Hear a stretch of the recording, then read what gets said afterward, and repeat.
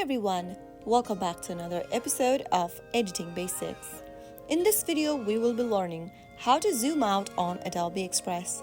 To zoom out on Adobe Express is a super straightforward process, so here is how you do it.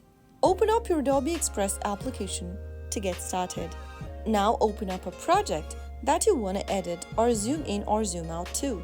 Right after you get your project on the timeline, in order to zoom in on your project, go to the preview screen at the top, which is this one over here, and simply gently move your fingers apart and you will be able to zoom in on your preview screen. In order to zoom out of it, simply pinch your two fingers inwards and move them close to each other. This action should zoom out from your current view, allowing you to see more of your design. So that is how simple it is in order to zooming out on Adobe Express. If you found the video to be helpful at all, go ahead and give us a thumbs up. Don't forget to subscribe to the channel by hitting the subscribe button. Press on the bell icon so that you'll never miss another upcoming upload from us. I will be back again in the next video. Thank you for watching.